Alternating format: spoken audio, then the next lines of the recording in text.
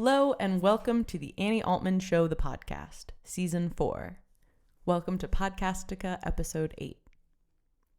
The Annie Altman Show projects are Field Me Search for the Humanity, an interactive stand-up comedy musical philosophy show from the perspective of a human named Annie. Hey, it's me.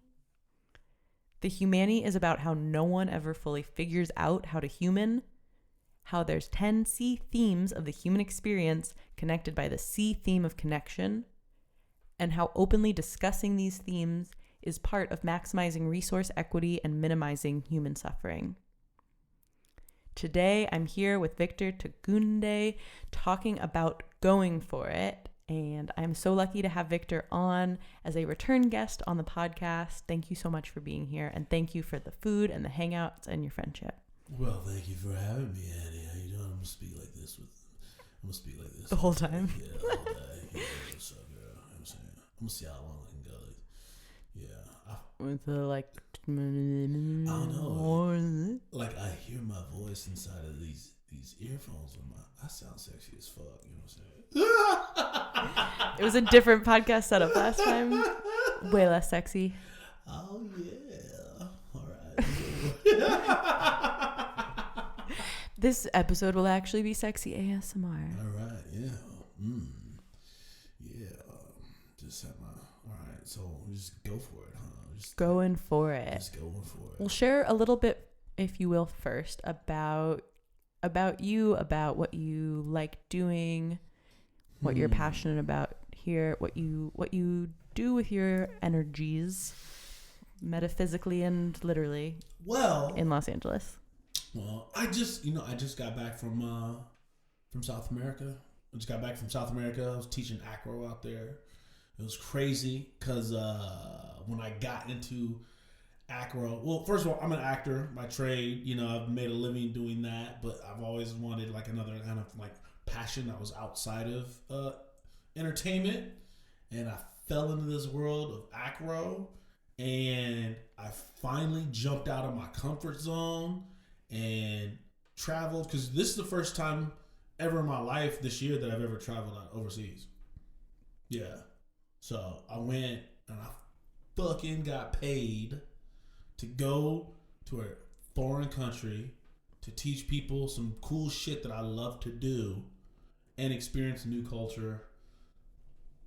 And it was dope. Eat dope food and, yeah, I loved it. It was awesome. So yeah, I'm currently passionate about that.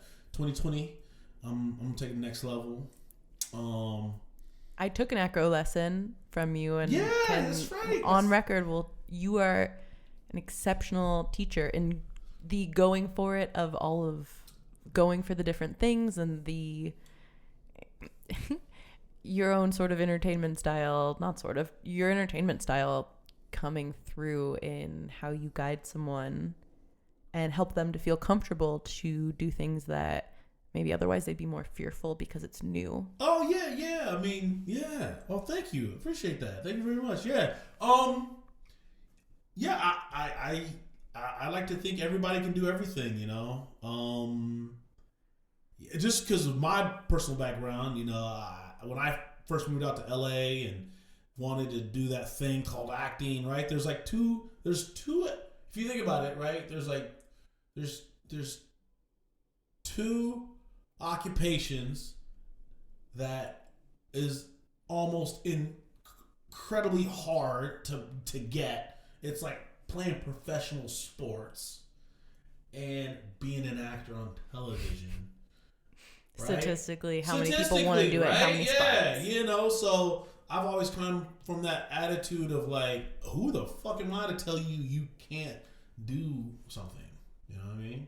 I mean, obviously, as we get older, right, we like reality sets in, and you're like, all right, cool, maybe. But I do miss that, like, ignorance is bliss. You know what I mean about like life. When did you want to be an actor? God, ever since I was like a little kid. Okay. Yeah, ever since I was like a little. I'm trying to lose the moment. Maybe when I saw Top Gun. Tom Cruise. I'm gonna do that. Yeah. Probably, maybe, I was like, that's the first thing that kind of comes to mind. What I realized, it was like the emotion, like that whole movie invoked on me and my friends, and how we just wanted to like fly jets and sing songs in bars. And I've always liked the idea of how like media like changes culture or influences culture, and I've always wanted to be a part of that. Even when I was at a young age, before I even realized what it was, I knew what it did, and I always wanted to be a part of that. Whoa, because by your own going for it, you noticed how that could impact other people to go for it in their life. Yeah. Whatever it and going is in terms of cultural norms. Yeah. Whatever that means, like whatever that means to people, just diving in head first, right? It's so cliche shit to say. Life is so cliche. Yeah, right. It really is. But like when you're saying, okay, this is, I'm gonna put my mind to it, and especially if you're ignorant about like all the pitfalls, and you're not thinking about that, and you're just going for it. I think we like mess ourselves up by overthinking and complicating life by thinking of all the ways it could go wrong. Because if you just go for it, you're like, oh, wow, I'm here now. And then you realize, oh, that could have happened. Like, I moved here with $840. Really no place to stay yet. There's no way I would have done that when I was older, because I was like, my mind would have, like, rational, like, real decisions would have come up. Like, no, you can't do that. You don't have a first and last month's rent. You don't have this. Where are you going to stay? Like, you know what I mean? The moment all that stuff started getting in there, I know I would have talked myself out of it. And it's very fine line, because it's like there are, like, very important decisions that you're supposed to make, right? As opposed to just being a dumbass and just jumping in and just going for it without thinking of consequences. Yeah. So it's weird, man. It's weird. It's really weird. I see it as the extremist in me sees the two sides of the pendulum, where if I only focus on the risk, or I completely neglect focusing on the risk, that those are equally extreme. They're just other sides of the same bell curve. It is, I was just reflecting on this a lot in this past week of life, of decisions that I have made that I feel secure in my making of them, and I would not recommend that decision to someone else because of the ignorance of it. Yeah. And then also, like you're saying, that how so many life things, if we really knew all the ways something could go wrong. I think about this with health on a physical, very basic level, of how amazing it is that things go right with our physical bodies when there's infinite things that can go wrong. Yep. Like, if you're always thinking about that, then you're being a hypochondriac. Or it can, like, all sorts of labels and ways that can go. If that's all you're thinking of, you're just going to be stagnant. Like, I'll give you a perfect example. I was in Brazil, Chile, and Argentina last month. None of these motherfuckers closed their mouth when they coughed or sneezed.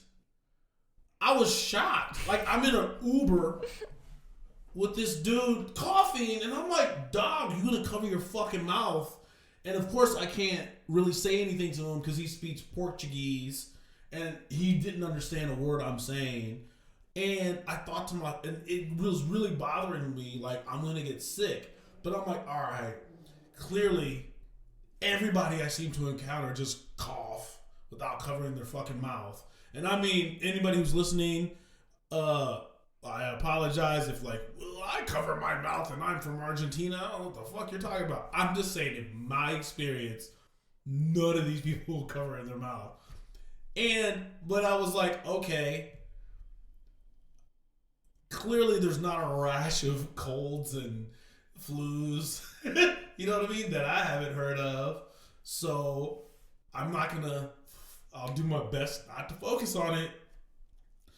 You know what I'm saying? And make a whole story or a set of assumptions about what's going to happen. Yeah. Because I could have literally worked myself into some hypochondriac, like, mind fuck, because I could have walked by a mist of cough. You know what I mean? Yeah, it was crazy. But I had to put it out of my head. I did my best to. And I'm here. Knock on wood. Still living. Yeah, still living. Didn't get a scratch in my throat. I'm crossing. Make sure I'm good. Yeah, it's too much. I know this one very personally, that too much energy into worrying or focusing on what could go wrong is energy away from literally everything else. You know, we talked about that. Yeah. And it also to not acknowledge what can go wrong or to not acknowledge doubt also feels equally inauthentic to me. And it's how to have both. And still go for it. I mean, I don't know, going for it to me is listening to that inner voice. Whatever for you, for example, that said, follow this thing to pursue acro more, follow this thing to travel abroad and do this for the first time, find a way to connect those things. I think when, like, let me think. If I think about the times in my life where I just, like, went for it. Okay, like, take, for example, the fear that always held me back about, like, actually traveling and going overseas was I was always afraid I was going to miss something in LA, right? I was always afraid I was going to miss a really important job that would come up or an audition, because in the past, right, whenever I have gone anywhere, I would always get that phone call and it just really scared me, like, okay, don't go anywhere because you never know. And then as I got older, I realized, okay, I can't be a slave to that anymore. I just need to, like, live my life. And so when the opportunity for Brazil to teach, acro in Brazil, like, presented itself, I was like, I've always wanted to go here. Fuck it, I'm going to go. Right? And I just set it in motion. I'm just going to go. And then, sure enough, when I went for it. And sure enough, 2 weeks before I was scheduled to leave, a big corporation that was going to do a commercial called and said, we want to feature acro in a commercial. We want you to do it. And it films on these dates. And I'm like, God damn it. Right? Whoa. Right? But, like, at the end of the day, I'm still happy that I made my decision and I just went for it, and I had this amazing experience in South America. Because I just went for it. I put it in motion, because the thing is that's gonna happen in life, right? These unforeseen things are gonna happen. That's gonna have you question whether or not you made the right decision or not. But as long as you can, like, sit with yourself and just be okay with the fact that, like, you went for it, because the only other option is like, imagine had you not gone for something and you saw what happened if you didn't. I think you know what I mean? The difference between regretting what you've done versus regretting what you haven't done. Yeah, at least you took a swing. Right, what's that? What do they say? Stepped up to the plate, went in the arena. Yeah. Which metaphor are you thinking of? I don't know. The one where you hit on chicks. Where it's like, God damn it. I don't remember it. Shot your shot? Shoot your shot. Yeah, it's like shoot your shot. Or, you miss. I don't remember. It'll come to me. Like pop up later randomly. Yeah. It'll come to me, yeah. It is, there's always going to be and more now with the internet and technology and yada, yada, yada, there's always going to be infinite opportunities in so many things. And so the choice C comes up as relevant here about choosing what you go for and then choosing to validate your own decision making about it. And the other one that's popping up in my head is choosing faith, knowing, choosing an acceptance that, for more cliches that are cliches for reasons to me, that what is meant for me will not miss me. What I'm meant for, I will not miss. That there will be another opportunity for you to do acro in a commercial or a show or something else. Yeah, you're right. Yeah. Not being there for that one thing doesn't mean, and I'm very much preaching this to myself, because my extremist mind can get so caught in feeling like, fuck, I missed it. That was the chance. That was the thing. Yeah. And that's, when I look back on past experiences, that's not how it goes. There's the same thing keeps coming around until it connects. Yeah. It's what I believe right now. Yeah. And I see that. And also too, like, yeah, the universe or whatever, it definitely places things within your realm on multiple occasions for you to take them. You know? The Frank Ocean line, God gave you what you can handle. Yeah. Oh yeah. God only gives you as much as you can handle, right? Or he says it differently.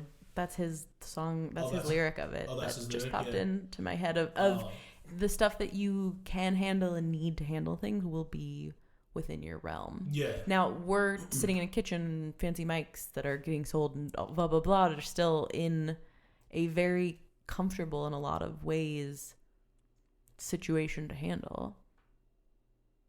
Well, how do you mean? What? That acknowledging the privilege of the things in... acknowledging the privilege in my life of what it is that I'm handling. Oh yeah, I get what you're saying. You in some ways, and I don't know your story as intimately as I know mine. No, and I know a little bit of your story. You know a good amount of it. Yeah, and listen, like, yeah, it's funny you say that now because I remember thinking like, yeah, God only gives you so much that you can handle. But however, after having talked, and kind of, talk to you about it and kind of help you, see it, or at least I hope I helped you, see it from another point of view in terms of okay, if you look at it from this outsider's perspective, it's really no more different than anybody else's situation had this particular aspect just been cut off and removed, right? So in a way, you're in a good place, I love you, girl. I love you. But going for it. You know where I'm gonna be honest with you. Speaking of going for it, if there's any area of my life where I wish I would have went for it more, area of sex.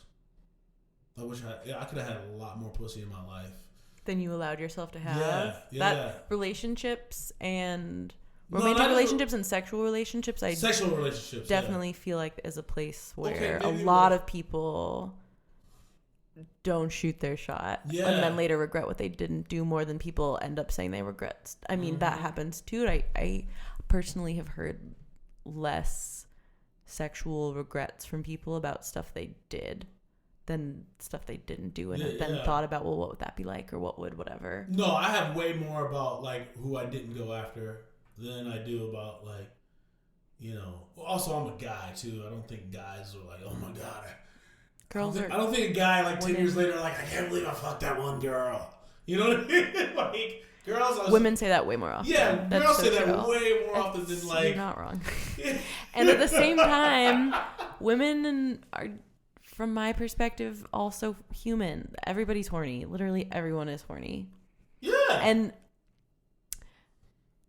to me, and the part of my mind that sees everything as metaphors, sees everything as how you do anything is how you do everything, connected in some way. Yeah. And you're like getting into yoga lifestyle here. Get it? Is there a guy that you're like, God, I wish I would have just like opened my mouth and just, not literally, but you know what I mean?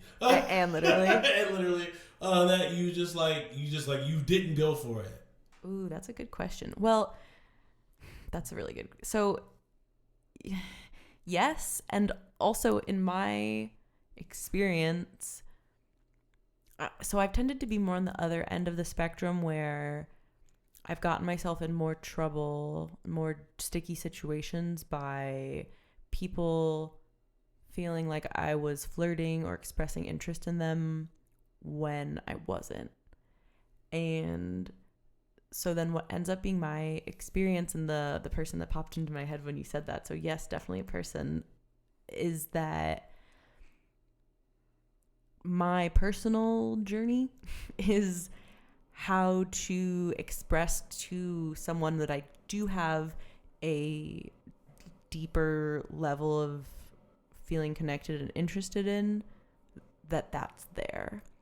Because I definitely have confused people in the fact that I'm so extroverted and I love to ask people questions about intimate things on their life as they're willing to talk about them, and to hold intense eye contact with people. And I have, like, in college really was when I first started noticing this more, because there were two different instances of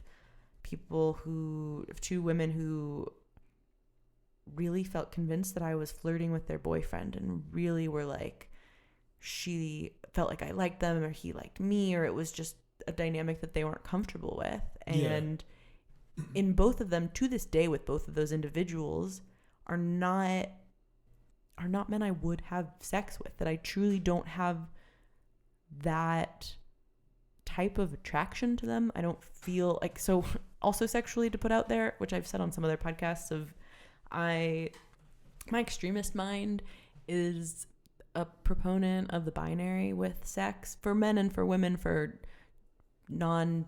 all genders of that. Most people, that in my experience,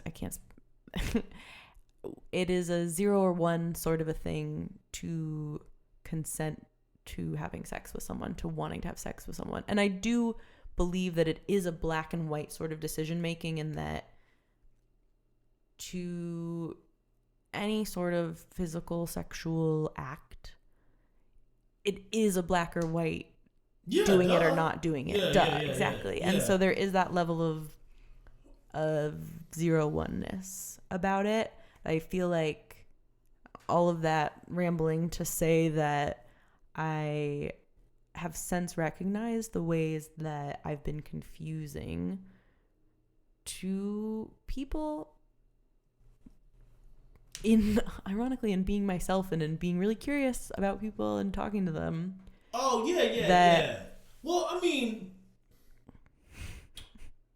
I listen, I get what you're saying. You know, you're saying you have a way of being that could be construed as one thing, right? And then by them just not being direct and asking, or you not just being direct and saying X, right? There's this assumption on their part. And then it becomes sticky when you just want to get to the black or white, yes or no, this is what I want, this is what I don't want. Right? Is that what you're saying? Yeah, and it also was a long way for your original question of, is there a specific person or specific instance of me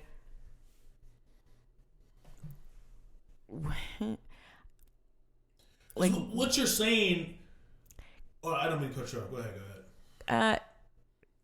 Well, because, and I guess I'm curious, like, how much I'm avoiding the question or how much I don't know the answer to the question, because from my yes or no. My first answer is no, because the part of me that feels like a excessively extroverted and also excessively direct person feels like, aside from outrightly saying, hey, dude, I want to have sex with you, that I have been as explicit as I know how to be when there's someone who I feel sexually attracted to. Got it. Yeah. And to the point where then I've had it where between men and women too, because I know well, that was part of me bringing up though where I've been on the spectrum of having people feel like my actions were insinuating desires that I wasn't personally experiencing, and then looking back could see, oh, well, they were seeing this in this way, or yeah, I get that. Well, for me, I could have been. There's situations like the first person I think of. There's a girl named Alika Ray, right? Like she doesn't live in LA anymore, but I don't know if she'll ever listen to this. But yeah, that's the one that I think got away because I just never said Alika. Like, what's up? Like, I'm feeling you. I put myself in the friend zone and I just didn't go for it to either get a clear yes or no answer. I'd like to think it would have been yeah. I really think it would have been.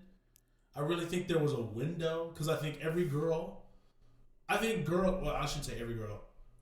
Girls, there's a window of opportunity that I think if a guy catches it and recognizes it, you're in. And then if you do something to where she's like, no, I'm no longer attracted to that guy anymore, that window's closed forever, and it's going to be hard to open it back up. Interesting. What I'm, from one woman's perspective, is for me, that window exists or it doesn't exist. And maybe different actions could happen that would change it. Yeah. For the most part, in my personal experience, if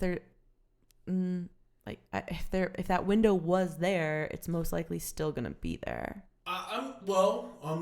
If you don't think so, you. I hear you about that dynamic. There's never been a guy that you're like, we're cool. I mean, if he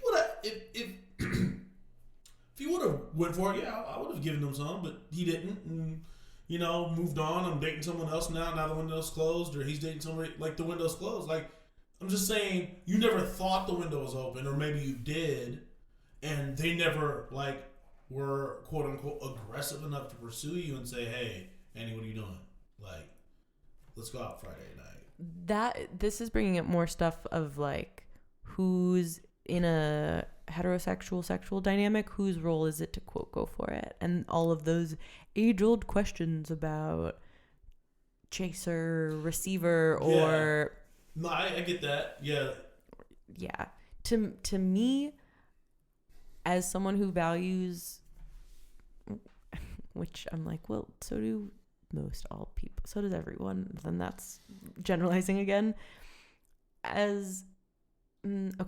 lot of sex to me is about comfort and trust in order to go for it, for all sorts of explorations or whatever that could mean. To me, for me personally, starts with trust and comfort and intimacy. No, I was just gonna make a joke right there. Let's hear it. No, I was just gonna say, I'm comfortable with everybody. I'm joking. No, I get what you're saying. You're just saying like being friends with someone would make me being more comfortable with a guy could make me more likely to want to have sex. Yeah. I've had that happen where there's joke. Yeah. No, I totally get what you're saying. You're like, I feel really comfortable with all of the people. Yeah, I feel comfortable. Yeah, most guys feel comfortable with most girls, so I'm shook. Yeah, I mean, so that's. I don't think guys. Guys aren't making the decision based on that. Well, guys don't think they're making a decision. Do I feel comfortable with her? This is to go from laughter to like ooh. Yeah. This is the distinction of men are afraid women will laugh at them. Women are afraid men will kill them. Oh, I'm gonna write that down. You're right. I didn't come up with that. It's yes, and that is why, from a female perspective, trusting in safety, security, comfort are how I go for it in that sort of any sexual romantic dynamic is, for me, that that base of safety is a literal necessity, where to take that quote and look at this, again, heterosexual sexual dynamic, the male perspective then there is, it is still about safety. It's about emotional safety, to not be laughed at and ridiculed for wanting a finger up their ass or whatever it is that they're interested in. Whereas from the female perspective, yeah, you were like not expecting it to go there. I had to bring it back to a little bit of levity. From the female perspective, it's you're like, oh yeah, I like that. Stick it up there. Stick it up there. From the female perspective, it is, from my female perspective, it is, it's a safety net. No, I and get it. Like this goes to deep evolutionary. I mean, from a biological level, I have less muscle mass than other humans. Yeah. No matter how many chaturangas I do, my muscle mass will still be less. Yeah, no, I get that. You're like, wait, I'm still on finger of the ass. Like, how do I come back to the? We're really going for it. I can. Yeah. But plays the next new in thing of 2020. You heard it here. You didn't hear it first. People are talking about it everywhere. They're just talking about it more publicly now. Yeah, this is. I mean, sex is one arena of the metaphor of things that humans shame, and then are like, wait a minute, everyone does that, or everyone in terms of more than what we're believing does, whatever the thing is. You know what though? Like, we are living in an age of sexual liberation as far as women are concerned. Totally. Like, there's more of this movement. Polyamory is booming. Yeah. Women are like, I like to fuck. And they're saying that loud and more freer than ever. And they're reclaiming this. Yeah, I like to fuck. And if you call me a whore or a slut, I'm not gonna fuck you. Then, yeah, I'm not gonna fuck you. And I'm gonna call you after I fuck your friend, and you're gonna be upset that I didn't give it to you. Then you're gonna, yeah, I like it. I mean, I love it. I love what's going on right now. Girls are going for it. And then they're going to be like, and by the way, I want a finger in my ass. And I'm going to be like, yes, I'm going to go for it. And I'm going to put my finger in their butt if that's what they want. Because they asked, and I just didn't assume. Right? And she consented. All of the buzzwords of... But I do like putting my tongue in their butt too, though. That's my thing. Yeah, I'm a freak like that, bro. Yeah. Everybody likes tongues, and I'm going to generalizations. Thank you for sharing on the podcast about. No. Just let you know. Just, take a shower and shit. It's good. Yeah, if you're not talking about it, then it's going to make it a lot harder to do it. Whatever the thing is you're going for. Yeah. And again, it comes up that the only way that is going to happen, of having any sort of tongue and butthole situation in an enjoyable way, is to talk about it. And it is like there is this deeper emotional philosophical shift that goes on the more people talk about tongues and buttholes and just whatever the thing is, sexually or otherwise, that they want to go for. Yeah. Well, if you think about it, like, we're on a podcast right now talking about this, and someone's going to listen to this and feel comfortable, like, oh my God, they're talking about a tongue and a butthole. Oh. And then we're like, just by virtue of talking about it, we're like normalizing that it's okay to even talk about it. So yeah, man, we're doing God's work. We're doing God's work right now. Wouldn't God's work be the actual tongue in the butthole? Yeah, we're doing God's work. And then that too, because once upon a time, like no one talked about. No one. Could you imagine people on a podcast talking about going for it sexually? And now there's whole sex podcasts where the whole focus is about talking about different types of sexual. Yeah, pause. Okay, go. Think about all the nasty shit you like done to you, that you like to do to someone else. And the only reason you feel that it's okay to talk about a finger in your asshole in a microphone is because you live in an environment and where it made it normal. Think about like 40 years ago, 30 years ago. Like there was no place. There was who did those people talk to know? Like that's some crazy shit. It is. That's some crazy shit. And think about how people felt in those scenarios of feeling so alone in whatever it was they were interested in. Or evil if they were really Christian. Totally. Oh my God, it's the devil's work that I like a finger in my butt. Totally. And or men who are, oh, that makes me gay. Oh, that means this, that, and that other thing. That's nuts. Couldn't even imagine that. Yeah, this is where the going for it of just shooting the shit is deeply important to me because of how it impacts how other people go for it. Because of just how that conversation is one conversation contributing to all the conversations that are happening. Yeah. And it only takes, for more life cliches, it only takes you, me, we only had to listen to one other person on a podcast talking about their sexual preferences openly, or see one person in a YouTube video or whatever it was, to have one example of someone going for it, to remind us that we are allowed to go for it in the same way. Okay, so let me ask you this then. I'm trying to think. Was there ever a moment in your life where you thought one thing was inappropriate, and then by seeing an example of it or hearing an example of it, you then shifted your whole belief? I'm gonna say most things in my life. All right, yeah. No, a huge, not most, a lot of things have been like that. And in fact, the extremist part of me that looks at the pendulum always of going from one side to the other has found that the more resistance I have to something, the more I'm like, oh, fuck that. The more into it I later end up getting and going just as deep into that thing before coming back to the middle, because I had that strong resistance to it. It was just a strong feeling in the other direction.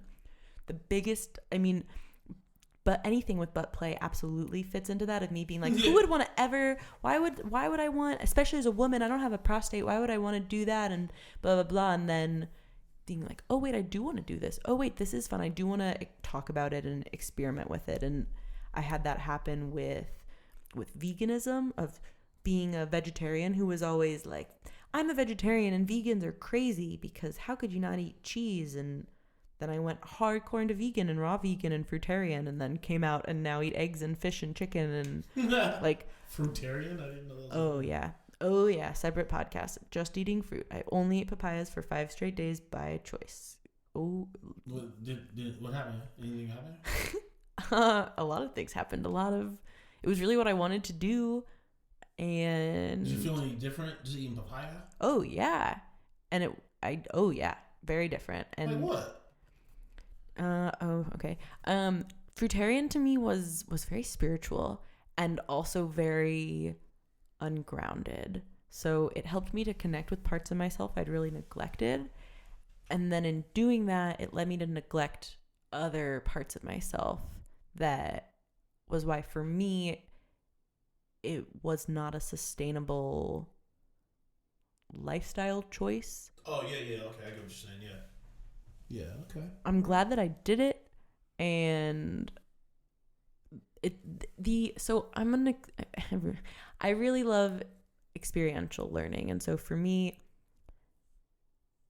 I guess that's part of, like, I will reject something really intensely, and then in order to learn about that thing I've rejected so intensely, I need to experience it. I did that with tobacco.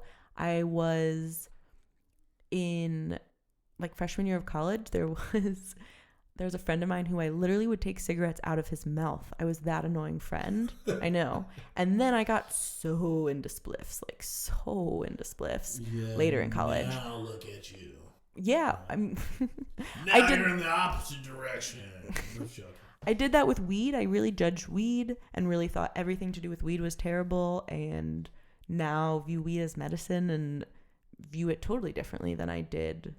Yeah, there's a long, I mean, when I was vegan and how I viewed people ever eating animal products, even if they were sourced from a backyard farm, and then my views on that shifted too. So many things. Yeah, so many things. What about you?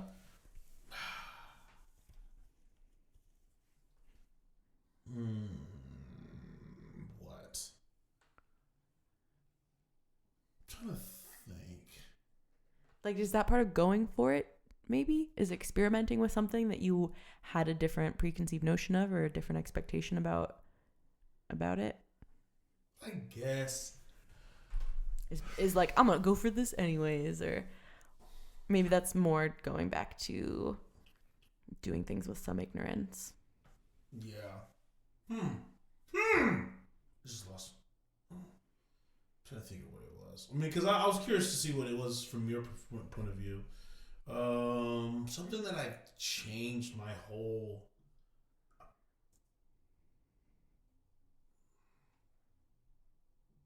opinion on, and now I'm like willing to go for it.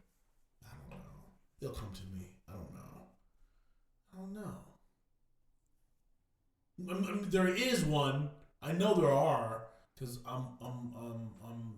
you're always changing your ideas of things. And you're gonna get back to me on that one, dog. I don't know. How did you view acro the first time you were exposed to acro? Oh, I liked it. It was cool. Yeah, I mean, I dug it from day one. That is the other side of this coin, are the things that we like immediately and then just keep liking, like songs or dances or whatever it is. Yeah, there's definitely a different kind of going for it.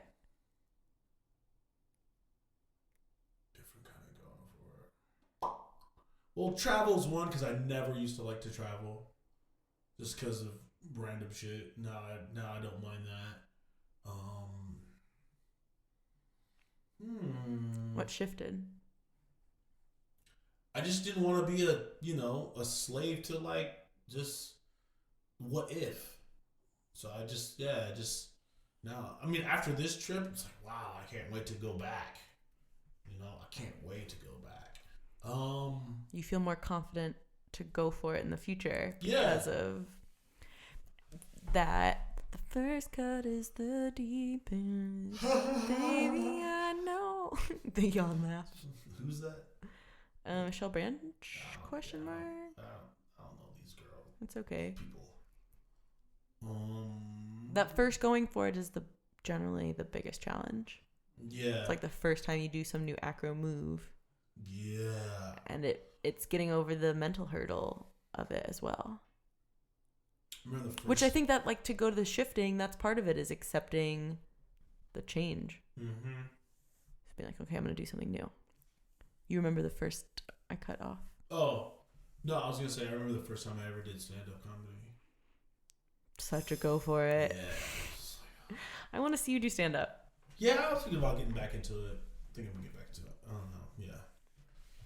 I get all in my head about it, but I know there's just like a lot of work. Well, you know my friend Dave D. Murph, right? Yeah, he came on the podcast. Yeah. Oh, he did? Yeah, that's my guy. Like, I just watching him going for it, and then watching him, because he was always really funny. He was always a funny dude. So just watching him go for it, and now, like, he's gonna be one of those dudes. Like, that's gonna be like a name. Yeah. Oh yeah. It's fun watching.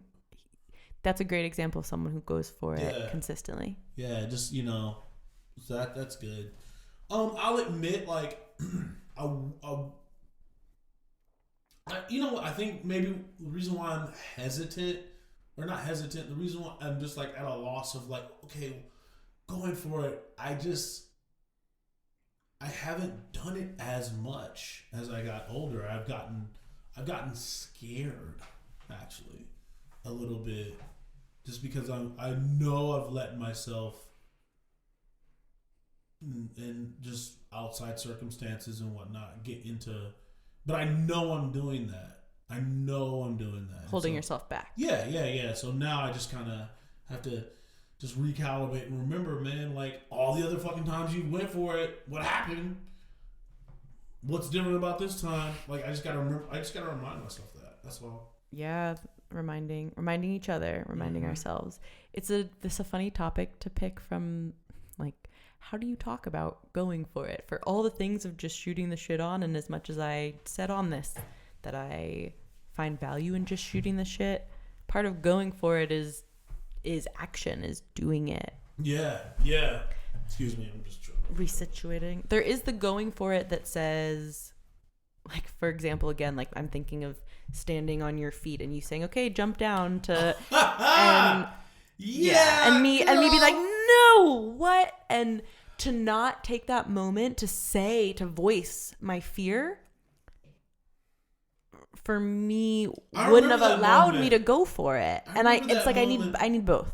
Yeah, I remember when I was like, fuck to the no, and then I was like, okay, now I'm good. I just had to say fuck, and now I'll jump. Yeah, and we had, you know what? It's like bringing that up. It brings up a whole array of like feelings and feels. And ideas that I've had about, like, say, take acro for example. You teach people to go for it with acro. I teach. I very teach directly. I teach people. Yeah, and because the thing is like, so you're you, but I've seen 1,000 yous. And I know how 1,000 yous, how it's going to end up. So I've seen this 1,000 times. So it's not that I'm minimizing your particular feeling. I just know it's bigger in your head than you need it to be, because I've seen 1,000 times. So therefore, I can't, on one end, you can't assume or be like, just do it. It's no big deal. You understand that it's not a big deal, but like but the job is like, as a teacher, I have to get you to a place where it's like, listen, I wouldn't suggest this unless I knew you could do it. Plus there's like safety mechanisms called spotters, there that are also going to help you. And there's the safety of that student teacher trusting. Yeah, there's that. But my whole approach for how I go about acro the way I do is because I used to come from the cheerleader world, and we just go for it. There's like a term in cheerleaders, like, fuck it, chuck it. Like, we just do it, right? You just go for it. You're 100% committed. I'm 100% committed. We got our spotters here, so they're gonna save our lives. We're good. Let's just fucking do it, right? And I noticed that's actually helped me in my acro career, because that type of mentality just doesn't exist in that world. Everyone lives in fear, right? Everyone lives in fear. In a weird way, it's kind of like that 4-minute mile thing, right? Where everyone back in the day, in the 1920s or whenever the 4-minute mile, you've heard this story, right? The best science at the time in the 30s or whenever the 4-minute mile was broken was like, it's theoretically and humanly impossible to break it. And they gave every negative reason why. And then somebody broke the 4-minute mile, and then literally weeks after it was broken, then everybody around the world started breaking it, right? Because then they were knowing it was possible. Yeah, just knowing it was possible. One person just said, "Fuck it, I'm gonna go for it," and then everybody else did. And so I think, like in cheer, like there's always that prevailing attitude of going for it. Where in acro, there's so many people that are like giving you reasons as to why not to go for it, and I just buck against it all the time. Not all the time. There are certain like really hard tricks that I don't go for, because I'm like, if this goes wrong, like I need to figure out all this. I need to figure out how this could fall and how this could go wrong. Like if I can't see it, how it could go wrong, then I won't try it. But if I can see how it can go wrong and then figure out how I can like prevent it, or what are the things that I can do to minimize it, then I'll go for it. That's a really interesting distinction. Yeah. I wonder then how that applies to the things outside of acro in your life that you're saying that you go for it less, is that you feel maybe less protected against. Well, I don't take damage control. Yeah. Like I'll never ride a motorcycle. I know what's the worst situation possible. You know what I mean? Okay. Yeah. So knowing isn't always the. Yeah. I always the distinction. But I'll get in the car because I know, like, I've seen enough accidents to see that more people walk away from them untouched. So yeah, you and I will get in the car every day. We do that every day because we know that. Guess I drive home. You know what I'm saying? But yeah, I mean.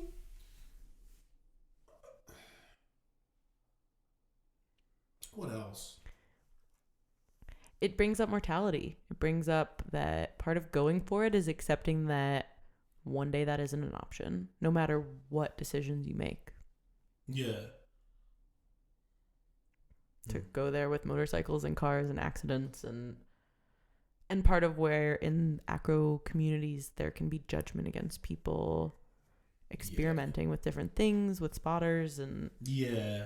I mean, as far as acro is concerned, I know where I feel I know where a lot of that comes from. I think that's just like people projecting their own fears and blah blah blah blah. And I really don't give a shit about, like, I'm just gonna do me, and I'm gonna make sure the people around me in my vicinity can feel safe and comfortable. And my job is to like make them feel safe and comfortable with that. And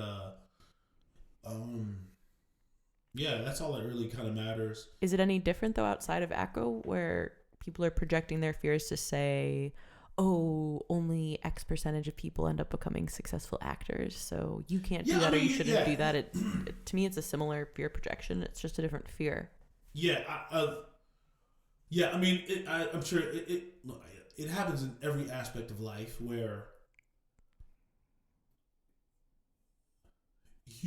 there are people that have played it safe, but at the same time risen to levels of influence to where what they say becomes the norm, the cultural norm, the understanding. And all it takes is one person to say, you know what? For some reason, I don't buy into that, and I'm going to do this anyway. And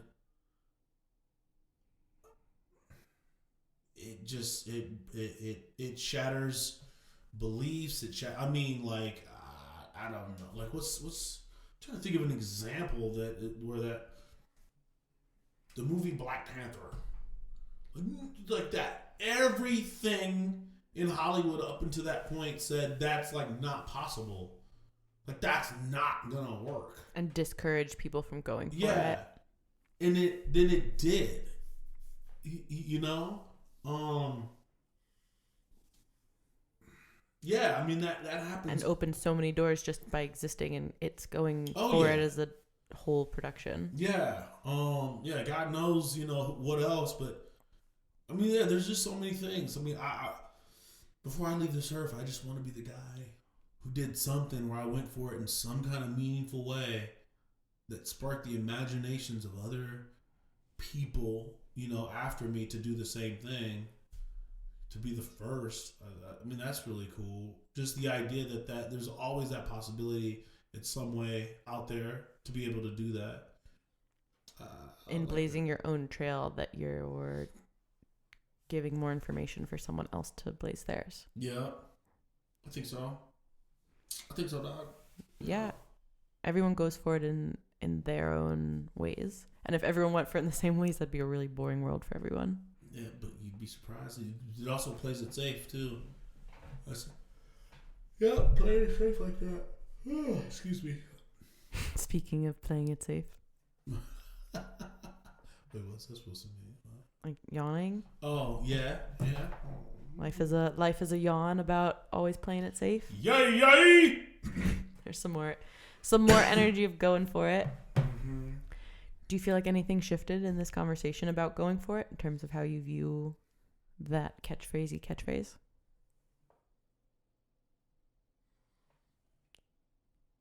What comes to mind is like I realize like, damn man, catchphrases are catchphrases for a reason, because like just saying going for it really, it's a powerful phrase. It means a lot. It means a lot when you can just sit here and ponder on it and how you can apply it to your life. Yeah. Maybe not to brush off catchphrases as much. No, I've learned that years ago. Like as life started just coming at you. Like here's the thing, I'll say this. I love my mom. Well, I was raised primarily by my mom, right? I mean, I'm not gonna dwell on I didn't have a dad and all that kind of shit. But like I was always like, I love my mom, but my mom wasn't like one of those kind of people that like sat me down and said my mom, you know, like I have friends that are like, my mom always used to say, and then insert catchphrase, right? Or insert one-liner life lesson. Yeah. I never had that. So I was always jealous of my friends whose parents, right, who did like give them jewels of wisdom like that, and they all have this thing. They all say the same thing. Like I never knew what the fuck it meant. You know what I mean? And then there was that moment in my life, right, where it's like, oh, it all makes sense now, right? While I never did have that like family dynamic of, you know, my mom like telling me, and I love my mom to death, right?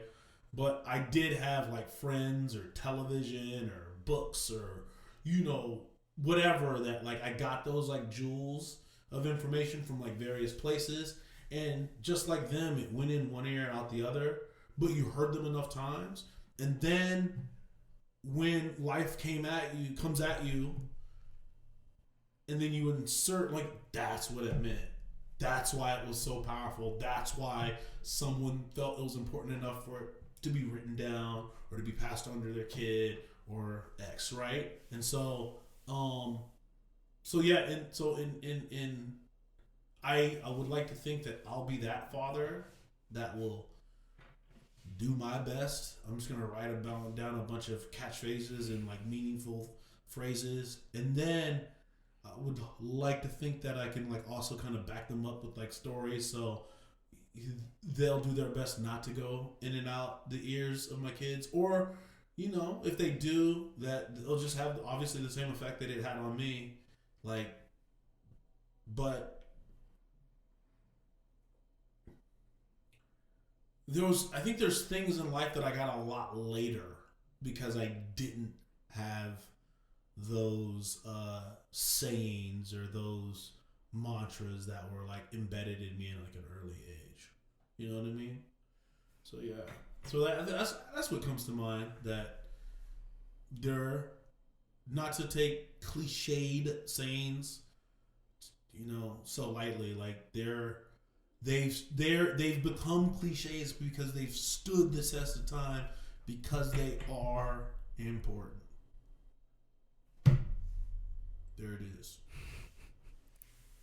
Going for it. Mm-hmm. Accepting cliches that remind us that we're all humans, that we're all connected, that as frustrating or annoying or whatever as cliches can be, or confusing or not understood at the time, that there's some reason that it's a cliche. Yeah. There's some reason that it's still around. Exactly. Yeah.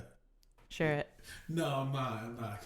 It's on the tip of your tongue. Nah. I was just thinking, I'm sure there's also other fucked up cliches out there too that people always say, but right. No. It doesn't necessarily mean it's all valid. Yeah. So how do we decide? My friend Carl. Hey, Carl. My friend Carl. He's that guy. Like, if anything shitty's happening in your life and you just open up to him and talk to him about it, just be like, hey man, it's all good, dog. Just Fuck hoes, get money. Like, dog, I'm trying to tell you about some really sensitive shit. And that's what you say. He's like, hey, man, just, dog, don't say it, man. Just fuck hoes and get money.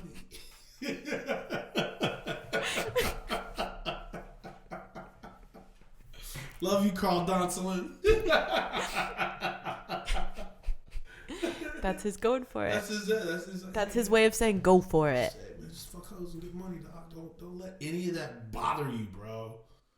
All right. Keep doing the important things. Yeah. I love Carl. I gotta text him.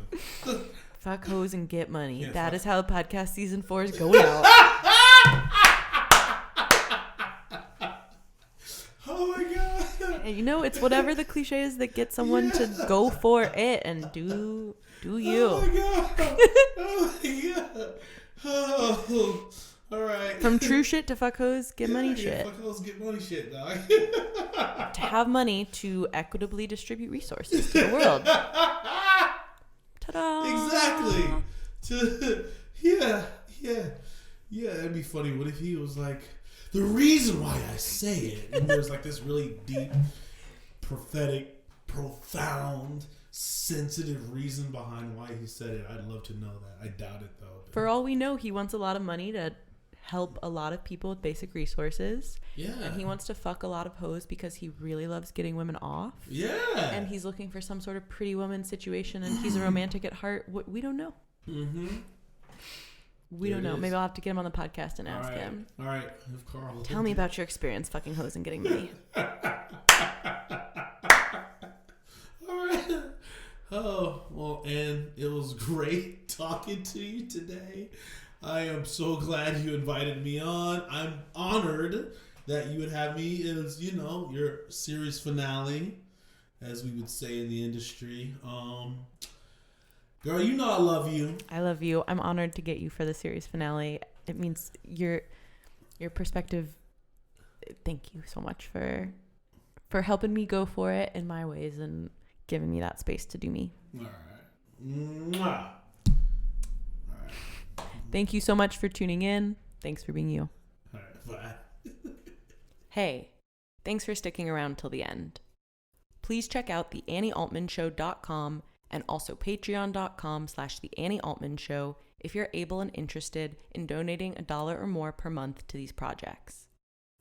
Non-dollar ways to share value includes and is not limited to sharing anything, the podcast, any YouTube video, any blog post, any social media account, subscribing, following anywhere, rating or reviewing anything, sending any feedback or ideas, and or connecting me with people for the podcast or other projects you feel would enjoy this work.